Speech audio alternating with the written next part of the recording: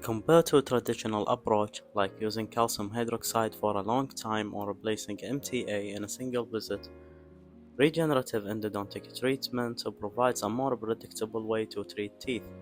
Even though both method works, regenerative endodontic treatment has an edge. It helps the root to grow better, making the wall thicker and to promote an apical closure. But what is the option available for failed regenerative endodontic treatment procedure? The case report I'm presenting today, titled Regenerative Endodontic Therapy for Management of an Immature Permanent Tooth with Recurrent Post-Treatment Apical Periodontitis, it was conducted by Lenzi and his colleague of Brazil in 2022. For demographic data, a 7-year-old Caucasian boy with no prior medical issues suffered injury to his upper right permanent forward front teeth. Parent noticed a crack in the tooth crown and took him to a dentist on the next day. General dentist referred him to a pediatric dentist who then recommended an endodontist for further evaluation. The injury tooth remained untreated for 4 months.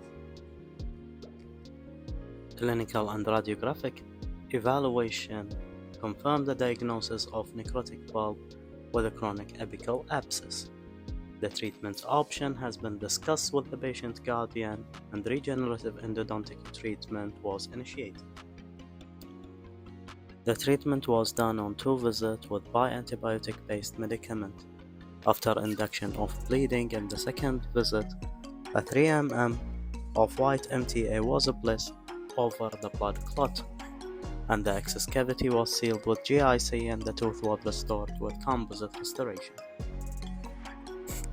Despite being asymptomatic, the radiographic follow-up after 4 years show a dark area around the root tip, which indicate a recurrent apical periodontitis, and the patient guardian agreed to do a second regenerative endodontic treatment procedure.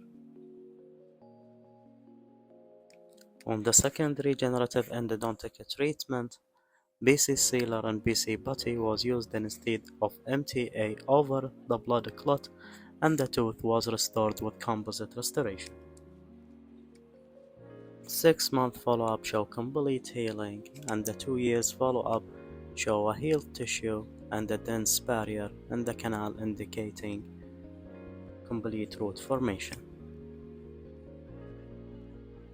To conclude, the initial regenerative endodontic treatment achieved short-term success, the infection resolved, and the root developed significantly. However, the cause of recurrent disease might have been a persistent infection in the root canal. Residual bacteria that survived the first treatment might have been insufficient in number to maintain the disease, which helped explain the periradicular tissue healing and the continuation of the root development process.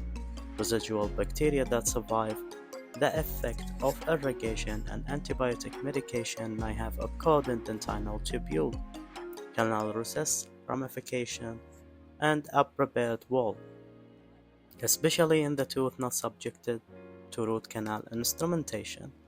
The blood clot formed inside the canal might also serve as a source of nutrition and the growth factor for residual bacteria.